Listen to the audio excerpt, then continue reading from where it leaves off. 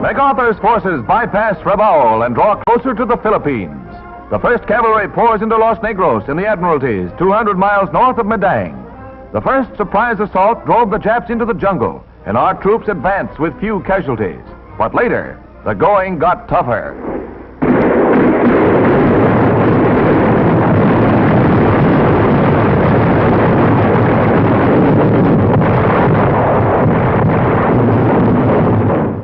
Withstood heavy counterattacks by the enemy, reinforced by nips from nearby Manus Island. But strategic Mamoti Airfield was soon in our hands. Later, we captured the one on Manus.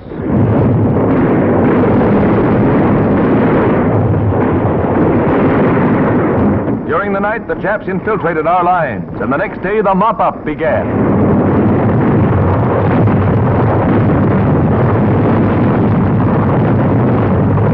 Medical Corps units care for our wounded.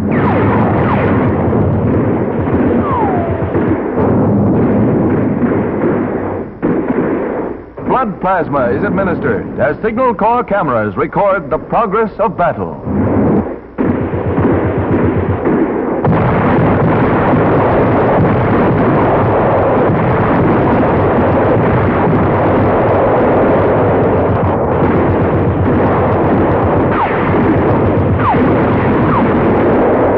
Many Japs remain entrenched in almost impregnable positions. Escape for them was impossible.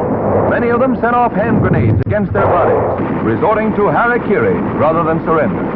In one heap, our newsreel cameraman counted 71 dead nips. From the condition of the bodies, the guess was that nearly 50% chose suicide. Another island spearhead pointed toward Tokyo.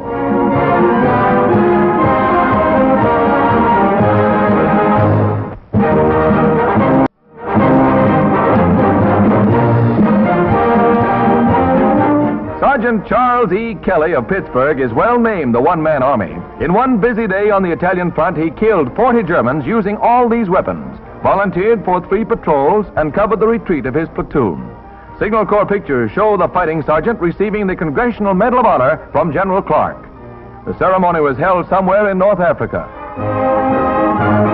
Don't get the name wrong, folks. It's Kelly.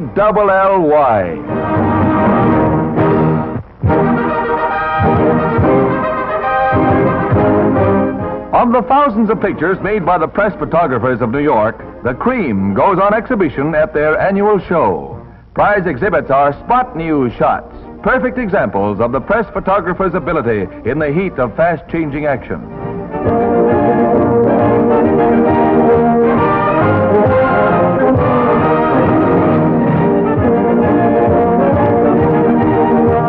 The lens of the giant camera at the exhibition reflects some of the outstanding pictures of the past. There are many here that you probably remember.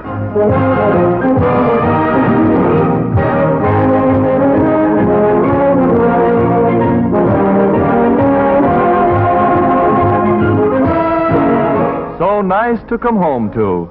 This is Mrs. Emma Van Kooteren with 12 children in service.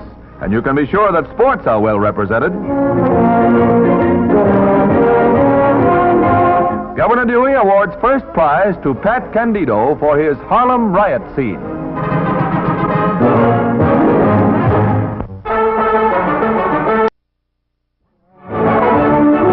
The problem of supply to isolated Burmese jungle outposts is neatly solved by planes of the Carrier Command, a tricky and hazardous operation. The chutes must be dropped from low altitudes to avoid being lost in the thick jungle. These men have become almost as expert as bombers in hitting the small clearings.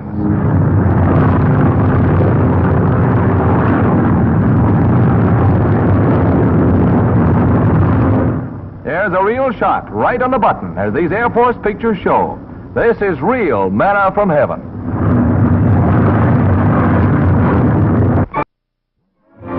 Five flight nurses at Guadalcanal take the spotlight, while members of the 13th Air Force line up in tribute as they received the Air Medal and oak leaf clusters from General Hubert Harmon. Lieutenant Margaret Rickey of Abilene, Texas, Lieutenant Joyce Boivert of Champion, Michigan, Lieutenant Dorothy Shakovsky of Green Lake, Wisconsin, Lieutenant Mary Muckerheide of Milwaukee, and Lieutenant Geraldine Jones of Lock Haven, Pennsylvania. Heroines all.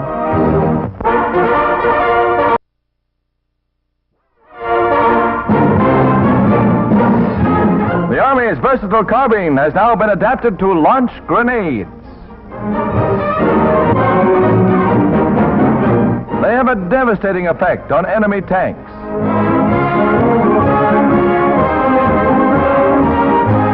And now, meet Punch and Power on Wheels, an armored killer that has long been kept secret by the Army. Built by Ford, this new vehicle, the M8, combines the speed and maneuverability of an automobile with the protection of a light tank in its armor plate. Powered through all 6 wheels, this 7-ton monster will be able to negotiate bombed-out Berlin streets.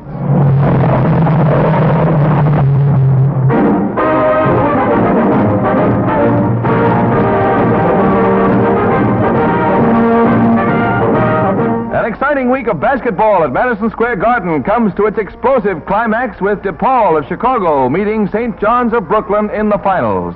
St. John's gets hold of the ball and the heavy action is on.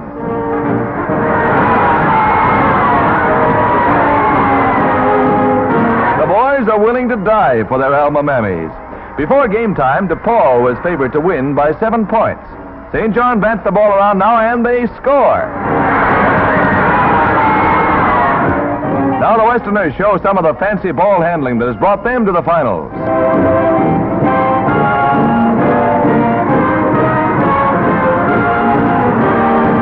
And sure enough, with a little fancy but thorough teamwork, they get one.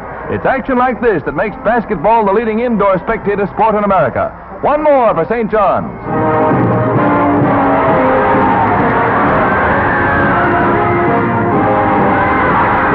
After seesaw action, DePaul gets hold of the ball and they put it right where they want it.